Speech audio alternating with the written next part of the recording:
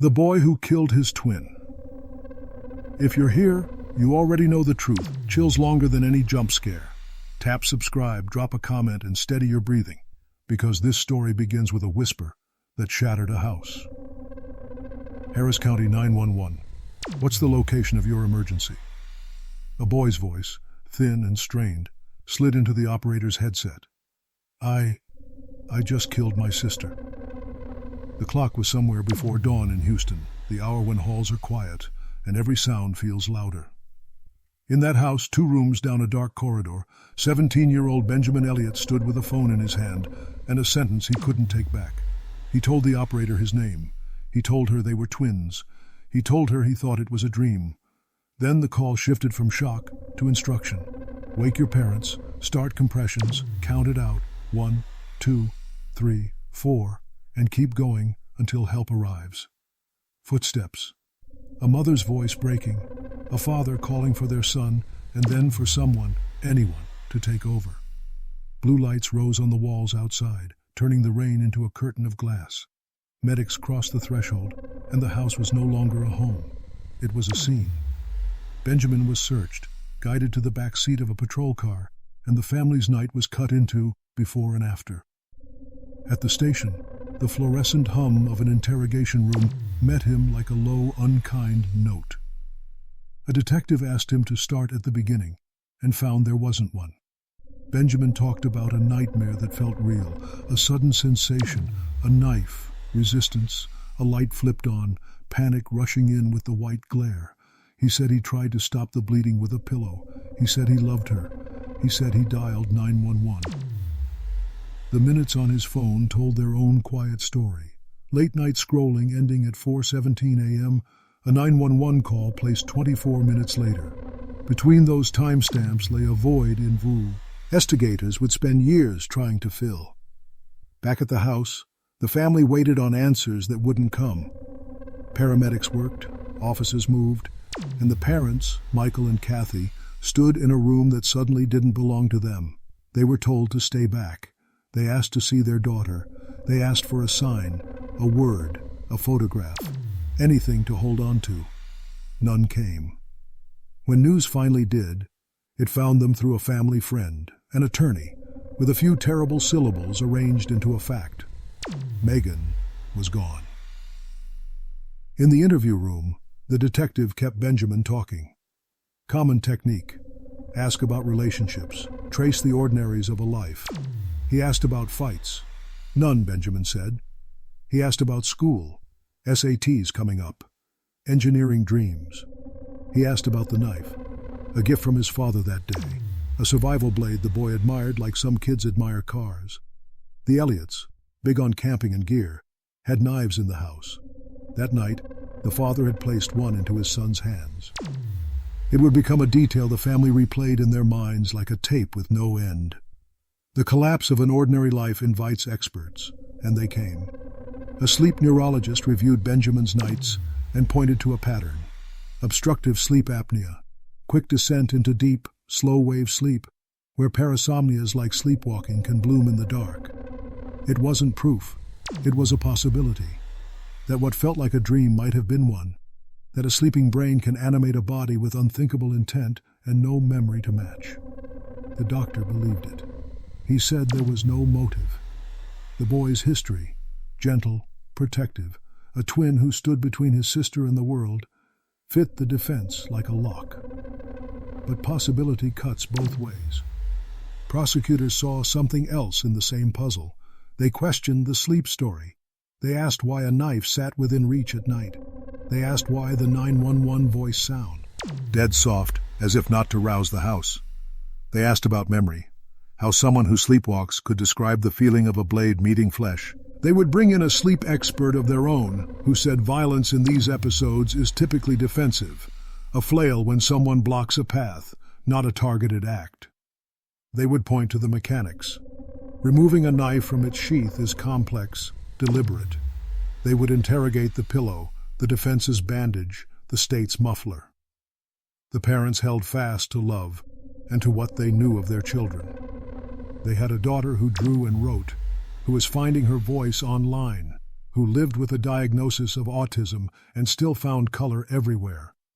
They had a son who loved her, who stayed close when crowds pressed in, who reminded her quietly that she was safe. After Benjamin was released on bail, they installed an alarm on his door and slept in chairs, guarding what little they could. They were told not to talk about that night. Silence stretched between rooms that used to trade laughter like currency. As detectives combed through statements and timestamps, the house took on the weight of a courtroom. Words from those early hours hardened into exhibits. It was a dream. I tried to help. I stabbed my sister. Two competing frames formed. A tragic parasomnia no one could have foreseen, or a conscious act wrapped in shock and denial. The absence of a clear motive stood in the middle, like an empty chair everyone stared at. Then came the fact no one could unlearn. The autopsy reported 2 wounds, not 1. What that meant, about chaos or control, about intent or accident, became the new center of gravity. The charge followed. Murder. The case moved forward, and a family that had already lost a child braced to lose another to the system that names things and locks doors. Outside, the weather kept its promises. Mornings arrived, streets filled, life resumed its indifferent rhythm. Inside, the Elliots measured time differently now, in hearings and filings, and the small mirror. Cease of a day without a headline. The boy in the back seat of the patrol car had said he didn't want his sister to die. The system does not weigh desire, it weighs evidence. Everyone agreed on the first terrible truth, that he was the one holding the knife. Everything else was a fault line. By the time the jury would hear the story, experts would clash, friends would testify, and a whisper on a rainy morning would be stretched across days of argument. But that is not yet. For now, return to the beginning. The headset crackles, the operator asks for the name, and a twin says the words that end a childhood. He says them once. The echo does the rest. And when the house finally goes quiet, a final question hangs in the doorway, like a draft you can't find the source of. If it really was a dream, why did the body say 2? Morning after morning, the world kept acting normal, while the Elliott family learned to live inside a pause. Coffee went cold. Doors stayed open. An alarm chimed when Benjamin's bedroom opened at night, a brittle melody against the hush. He spoke less. His parents spoke around the emptiness, the way you walk around broken glass. Across town, the case assembled itself like scaffolding. Detectives boxed the night into evidence, the knife and its sheath, the pillow, the phone with its terminating scroll at 4:17 a.m., the call that followed at 4:41. In their notes, a phrase recurred, no known motive, an absence that made every other detail glow brighter, as if the light had to come from somewhere. An indictment arrived like a storm warning. Words that had once been questions hardened into charges. First-degree murder. The state spoke with 2 voices. One, calm and technical, said this was not sleepwalking, not a midnight trance.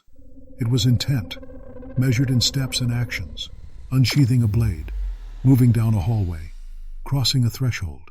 The other voice, sharper, whispered what couldn't be proven, but could be suggested. There's more behind family doors than family stories tell. The defense built a different narrative from the same bricks. Benjamin's life became a time-lapse of tenderness, the kid who stood between his sister and her anxieties, who whispered reassurances in crowded rooms, who loved gear and camping and the puzzle of machines. His lawyers carried a simple theory like a lantern: parasomnia, not an excuse, but an explanation. The sleep doctor studied his nights and found the pattern: a quick drop into slow-wave sleep, the choppy rhythm of a blocked airway. It was possible, the doctor said, that a brain still dreaming had pulled a body into motion and then dropped it, suddenly awake, into a bloodless comprehension of horror. The prosecutor countered with a specialist of her own, a clinician with a spine of case histories, who told a jury that sleepwalkers don't plan, they collide. They flail when you grab them. They don't navigate darkness to perform deliberate acts. The sheath mattered. Memory mattered. Whispering mattered. Benjamin's calm in the interview room mattered. Piece by piece, the state pressed a finger on the scales. When court began, the ceiling lights were too clean, the benches too polished, the microphones too certain. The jurors arrived with rain on their shoulders and folded their everyday lives under their chairs. Some of them knew sleepwalking. A few had done it, or had shepherded children back to bed by moonlight. They were asked to forget their own midnight stories and listen only to this one. The opening statements drew maps with no shared border. The prosecutor's line ran straight. A knife gifted that evening, admired, kept near. A sister stabbed twice. A pillow not as tourniquet, but as muffler. A call placed not in panic, but in hush, so as not to wake the home. Intent has a way of leaving fingerprints in the ordinary, she implied. You just have to dust the right surfaces. The defense stood and answered with time. 24 minutes from the last blink at a screen to the emergency call. The nature of non-REM sleep, the strange physics of a mind unmoored. They spoke of a boy's devotion to his twin, a house with no history of violence, a life that pointed in the comfortable direction of SAT test dates and future semesters. They didn't argue that sleepwalking made the act harmless. They argued it made the act not a choice. Witnesses recast the ordinary into exhibits. A friend, engineering bright, told the courtroom that Benjamin was soft-spoken, gentle, nerdy. A family friend described Megan's art, the way she stepped out from behind her shyness and into color. A parent traced the knot in their tea. Wrote back to the night they handed their son a survival knife, like a token from a good weekend, never imagining it would be the hinge of tragedy. The medical examiner's report entered like a cold front. 2 wounds, 1 catastrophic. The room rearranged itself around that fact. Every theory had to fit through it. The detective spoke, too, about the interview room and its measured dance. Keep the subject talking. Delay the worst news to keep the flow. They described Benjamin's face when told finally that his sister had died. The state called it a too quiet reaction. The defense called it a collapse under glass. The jurors wrote, underlined, circled, and gave nothing away. Then the experts took the stand and turned the air into wire. The neurologist walked jurors through brain waves and airway obstructions, through the kind of sleep where the lights are off, but the machinery is still running. He admitted what science always admits: the lab can't replay the exact night, but it can test the boundaries of the believable. On those boundaries, he placed Benjamin. The state's expert then stepped up to snap those boundaries back into a tighter frame. He disputed the plausibility of detailed memory in true somnambulism, pushed against the idea of unsheathing as automatic, argued that violence in sleepwalking is a flinch, not a guided act. Where the defense asked the jury to imagine fog, the prosecution asked them to trace footprints. Outside, the courthouse steps filled with people who had known the twins since childhood, their murmurs spooling into threads of prayer and outrage. Inside, the prosecution returned to the pillow. If the room lacked spatter, they said, it's because the first wound was made under cloth, not compression, concealment. The defense bristled. He called for help, they said. He counted compressions with the operator. A person hiding does not dial 911 and plead. Days stacked. Testimony thinned. Closing arguments loomed like weather. In the front row sat parents who had memorized these walls. Wosho. Yeho had learned that grief has 2 speeds, flood and drought. The prosecutor gathered the case into a single, unforgiving sentence. He knew exactly what he was doing. Then she turned the gallery into an accusation of its own. So many faces for Benjamin, none for Megan. The words landed like a thrown stone. The defense rose shaken but resolute, reminding the room that doubt is not a loophole. It is the constitutional shape of mercy. When the judge finally signaled the end, the jury filed out carrying 12 versions of the same night. Down the hall, a clock measured seconds that sounded like footsteps receding. In the silence left behind, Benjamin stared at the table grain as if it could answer him. His parents folded their hands and did not breathe. And in that small, suspended space between argument and verdict, the question sharpened to a point no one could dull. If a sleeping mind can move a body, Who does the law punish, the dream or the dreamer? If justice is a clock, it doesn't ring, it grinds. The jury returned with faces set to the hour, and the room rose as the foreperson stood. 4 hours of deliberation had carved the night into a single sentence: guilty. The word did not echo so much as sink, like a stone dropped into a well no one could see the bottom of. Benjamin stared down at his hands, as if his palms might still know something he didn't. His mother's breath caught in the space between the syllables. His father closed his eyes, as if he could blink the moment into a different life. Gavel. The gears kept turning. The next morning, sentencing. The prosecutor, steady and certain, asked for 40 years. She spoke of 2 wounds, of the pillow, of whispering and calm, of a house that didn't wake until it was too late. The defense spoke of a boy who had called for help, who had counted compressions with a stranger on the line, who had never raised his voice because he rarely did. When the judge finally looked up, he was the only person in the room who seemed to be carrying both children in his head at the same time. 15 years. The number was both smaller and larger than anyone expected, small enough to be called mercy, large enough to be called ruin.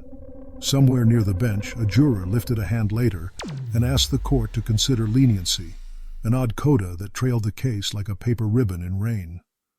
Leniency for a murderer is a contradiction. Leniency for a sleepwalker is a confession that even certainty can wobble. It left a rattle in the bones of the people who heard it. If guilt was simple, why did mercy arrive uninvited? Outside the courthouse, the air felt thinner, like someone had opened a window on a high floor. Reporters folded their tripods. Friends and neighbors scattered into small islands of murmurs and held hands. The Elliots did what any family does when the language runs out. They moved in silence, put one foot in front of the other, and carried a sentence home. In the jail, Benjamin gave his first words with the same hush that had been used against him. He denied whispering on the 911 call. He denied muffling anything except panic. He denied remembering in the way the state insisted memory works. He said he had tried to stop the bleeding, that he had used the pillow because he didn't know what else to do, that when the detective told him his twin was gone, something in him simply powered down. He did not apologize for murder. He could not admit to intent he did not believe lived in him. To some, that read as cold. To others, it read like a boy still lost in the room where the light came on. The experts filed their reports away and moved to other cases. But their arguments, deliberate versus automatic, memory versus void, muffler versus makeshift bandage, kept breathing quietly under doors. The neurologist, certain that a brain can choreograph violence it never meant. The psychologist, certain that unsheathing a knife is a kind of sentence construction no sleeping mind can write. Science, like law, dislikes the middle. The night stubbornly remained there. Meanwhile, an older photograph kept appearing on kitchen tables and phone screens, 2 children with the same smile, the same slope of cheekbone, leaning into a camera the way twins do when they are both the subject and the mirror. People stared at it and decided, for Benjamin, against him, for doubt, against doubt. The picture didn't change. The meanings did. What had begun as a late-night call had become a fault line running under dinner conversations and online arguments. The case gave everyone a place to put their fears, of what sleep can make a body do, of what a body can do and then forget, of the idea that a family's best stories might be true and still not be enough. The pillow stayed heavy on the table. The 2 wounds stayed louder than everything else. And yet, with the legal story ending, another one unspooled quietly where verdicts cannot go. In it, a mother replayed the second she placed a survival knife in her son's hand as a token of weekends in forests and everything safe. She measured out a lifetime of camping trips against a single flash of steel and found no balance that felt like math. In it, a father stepped out of a car and took his boy's face in his hands so he would focus, so he would come back from whatever shoreline he was standing on. In it, friends who had known the twins since grade school named colors from Megan's sketchbook and the way she would stand closer to her brother in crowds, like he was both lighthouse and shore. There were plans, of course. Appeals, motions. New counsel offering new angles on old facts. Science is a door that never fully shuts. Law is a hallway with time at one end and time at the other. But appeals don't resurrect, they only reframe. The clock kept grinding. So what do we do with a story like this? We can outline it, cite the timestamps, parse the audio, stack the exhibits, argue the experts. We can stand inside the courtroom and let our certainty swell until it feels like safety. We can stand outside and feel nothing but weather. Or we can sit very quietly in the only room that matters, the one where a teenage boy says he woke from a dream with a knife in his hand, and a teenage girl does not wake at all, and admit that there are nights the human mind is a house without a map. Motive never arrived. Maybe it doesn't live here. Maybe some stories refuse to be solved because the truth and the terror are the same thing. A person you love can be both protector and harm in the same breath that isn't quite waking and isn't quite sleep. That realization is a kind of life sentence for everyone left behind. At the end, there's just this. The 911 line is quiet now. The blue lights have moved on to other streets. The pillow is evidence in a warehouse that smells like cardboard and winter. In a cell, a young man counts years instead of compressions and dreams carefully, as if even sleep needs permission. In a cemetery, a stone learns a name it should never have had to hold, and somewhere between those two places, barred window and engraved granite, the house the twins grew up in stands at night like any other on the block. A porch light hums, a hallway pools its shadow. If you listen closely, if the hour is cruel enough, you can hear a question cross that threshold and refuse to leave. What if the worst thing a person ever did came from the part of them that wasn't there?